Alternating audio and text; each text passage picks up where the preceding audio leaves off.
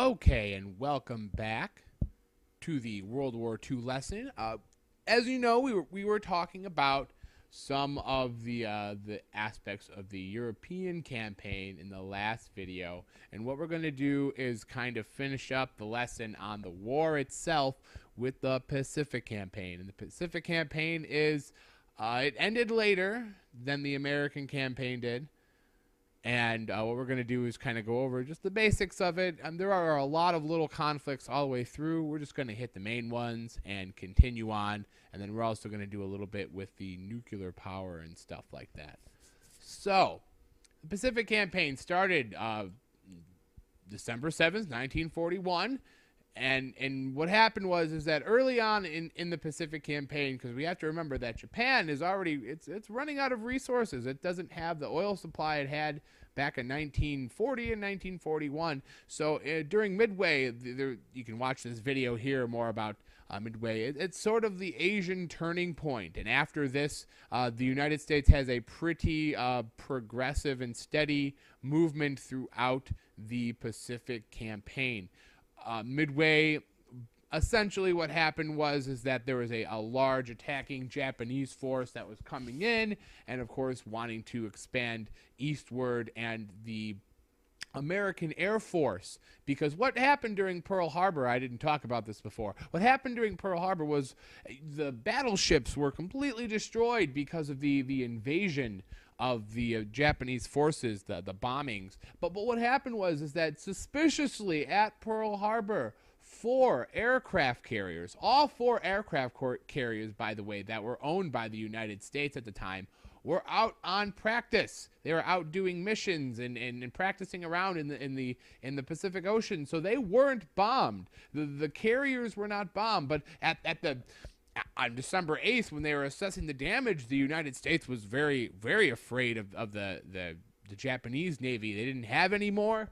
They didn't have any more battleships, and the Japanese had several. But what became a big issue, and you'll see this in the battle when you watch the video, in Midway, the American Air Force really took over, and the torpedo planes would completely decimate Japanese forces. And basically, what happens is you get that happens in June of 1942, and then all the way down here in August 1942 to February 1943, you have the Battle of Guadalcanal. Now, at this time, and all the way until the end of the European conflict in May of 1945, the United States is only using about 20% of all of its military resources in the Pacific conflict. So a lot of these battles here, you have the Battle of Guadalcanal, you have the Battle of Iwo Jima in 1945. These were only with a very few amount of forces compared to what's going on in Europe, as well as equipment and tanks and stuff like that. And Guadalcanal was specifically really, really deadly for American forces to enter the island. Now, these are Marines that are going in here and trying to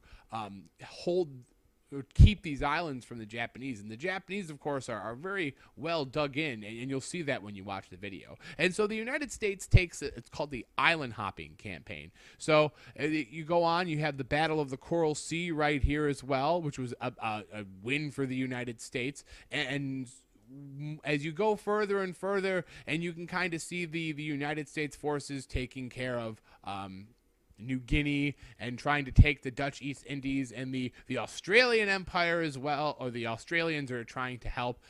Over here in China and Mongolia, you can see they're trying to fight back the Japanese forces in the eastern parts of China, and of course we heard before that the Soviet Union in 1943 is going to help with Manchuria as well. So the pressure is really building on Japan to fall. But the Japanese, of course, are very well dug in all of these areas, and a lot of these battles take months and months and months and months to complete. So as 1943 goes into 1944, you finally have there's a few things going on. They call it the Marianas Turkey Shoot, which was out here in the Marianas. There was a lot of Japanese Japanese planes from their own aircraft carriers as well as battleships, and the United States was really just laying it on the Japanese forces all the way through here, even though the Japanese were giving them a very tough battle. And in 1944 and 1945, the Americans will once again invade the Philippines, taking back the island, and Douglas MacArthur, there's a picture of him returning to the Philippines in 1945. So as time is dwindling and it's getting closer to 1945 and the wars on both fronts are not looking too good for the Axis, the Japanese losing supplies and running out of food just to feed the home country of Japan is trying to take more desperate actions to destroy the United States' not their Air Force, but their Navy. So basically what they start doing is filling up planes with just a one-way trip of gas, and the Japanese would essentially launch these kamikaze techniques against the American forces. Now, kamikaze is an old Japanese word that was created during a battle between the Chinese and the Japanese, actually. And what happened is the Chinese were trying to invade the Japanese. This is back in the 12th century or so. The Chinese are trying to attack the Japanese, but then a large typhoon comes and wipes out the Chinese Navy coming to invade Japan. And we would call that the divine wind, and the Japanese word for that is kamikaze. So the Japanese, inspired by this tactic, basically flew planes into naval craft, battleships and destroyers and a whole bunch of other vessels. I apologize. So it was a really serious issue, but the United States was making steady progress until about 1945 in February, when the Battle of Iwo Jima occurred, and both the Americans and Japanese lost about 22,000 soldiers. But there was only so many Japanese soldiers stationed on the island, and only 216 remained at that point. So obviously some of these were Americans that died, but think of all the Japanese and the amount of people that were left, and the rest were assumed dead. So there was at least 15,000 Japanese on the island of Iwo Jima. And this video is not working. Very interesting. You could probably still watch it through YouTube. That's where I found it. I would search Iwo Jima World War II. And we come to a sticky situation in the Pacific Campaign in 1945, because the United States really has only a few options to deal with Japan. One of them is to invade Japan, and they estimated that it would be about 3.5 million soldiers that would need to be involved in the invasion, and all those soldiers that were fighting in Europe would then have to be trained on Japan. And they were estimating about 1.5 American soldiers dying, and God knows how many Japanese might have died in this invasion. And I mean, at this time, the Americans are bombing so many parts of Japan. Tokyo was almost completely obliterated. And you see these two symbols here for Hiroshima and Nagasaki. And what we're going to do is just take a nice little detour, because we have to understand, lots of people know about the atomic weapons and how we dropped the bombs on Hiroshima and Nagasaki. But to really understand what happened, we have to go back to the beginning, back to 1942, about the Manhattan Project. Now, the Manhattan Project was an American-based project that was obsessed with finding out how to make a nuclear bomb, or I should say, how to create nuclear fission, which was then used to make the nuclear bomb. So we have these two incredibly important and influential individuals in the Manhattan Project. Of course, you have Albert Einstein with his theory of relativity and so many other contributions to science. And you have Enrico Fermi, who was actually one of the first men to split the atom, as they say, which was basically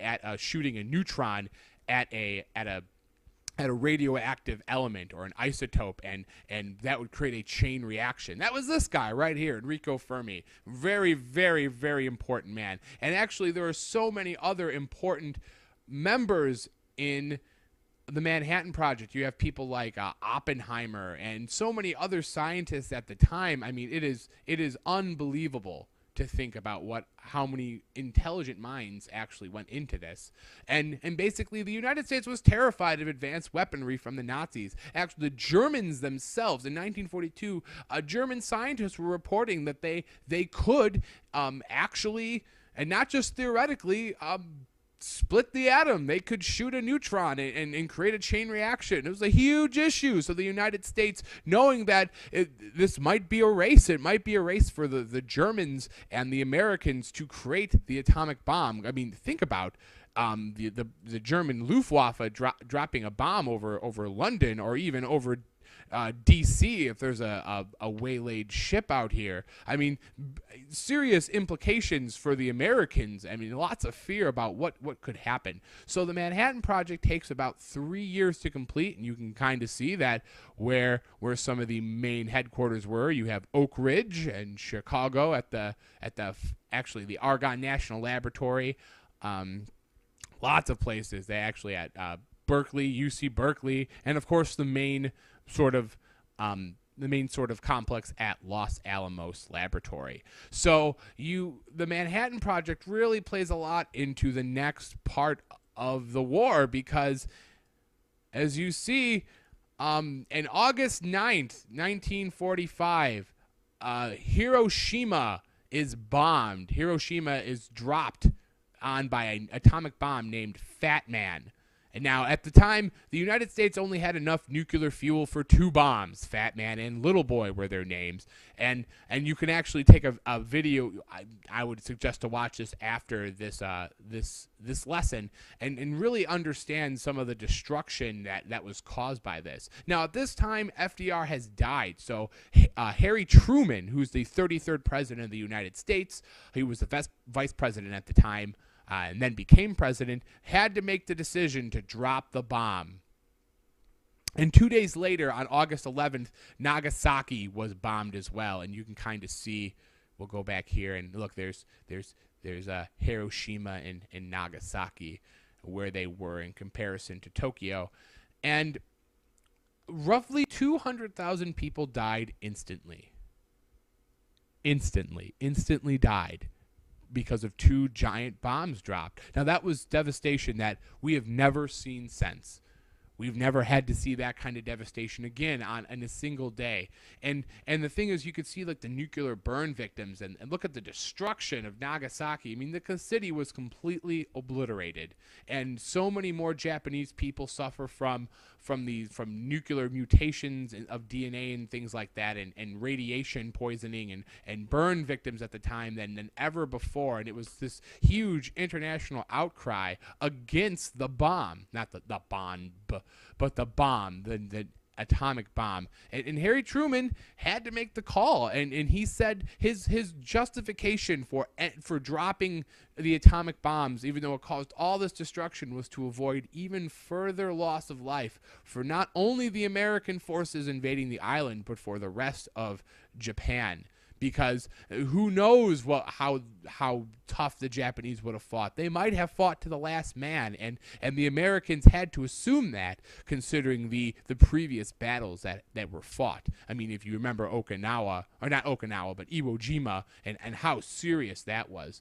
And afterwards, after these 2 bombs were dropped, the United States basically used the threat of, we will drop more bombs. We have this ability. And the issue, of course, was that after they dropped these 2 bombs, they didn't really have any others. It was just kind of a scare tactic that was used. And in August 15th, 1945, Emperor Hirohito is surrendering to Douglas MacArthur, the Allied general or admiral of the United States Navy. So this event here, the disaster at the dawn of the atomic age, this will end the war itself. And of course, lots of things happen after it, but this is it right here. We went through the entire war from beginning to end, and you have the 3 major campaigns: the African campaign, the European campaign, and the Pacific campaign, and all of them really do play together. So kind of understand, go through these timelines again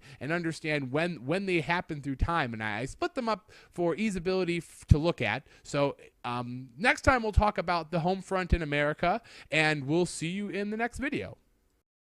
aircraft carriers. All four aircraft carriers, by the way, that were owned by the United States at the time were out on practice. They were out doing missions and practicing around in the Pacific Ocean. So they weren't bombed. The carriers were not bombed. But on December 8th, when they were assessing the damage, the United States was very, very afraid of the Japanese Navy. They didn't have attacking Japanese force that was coming in, and of course wanting to expand eastward, and the American Air Force, because what happened during Pearl Harbor, I didn't talk about this before, what happened during Pearl Harbor was the battleships were completely destroyed because of the invasion of the Japanese forces, the bombings. But what happened is that suspiciously at Pearl Harbor, 4 aircraft. Okay, and welcome back to the World War II lesson. As you know, we were talking about some of the aspects of the European campaign in the last video, and what we're going to do is kind of finish up the lesson on the war itself with the Pacific campaign. And the Pacific campaign is it ended later than the American campaign did. And what we're going to do is kind of go over just the basics of it. There are a lot of little conflicts all the way through. We're just going to hit the main ones and continue on. And then we're also going to do a little bit with the nuclear power and stuff like that. So, the Pacific Campaign started December 7th, 1941. And what happened is that early on in the Pacific Campaign, because we have to remember that Japan is already, it's running out of resources. It doesn't have the oil supply it had back in 1940 and 1941. So during Midway, you can watch this video here more about Midway. It's sort of the Asian turning point. And after this, the United States has a pretty progressive and steady movement throughout the Pacific Campaign. Midway, essentially what happened is that there was a large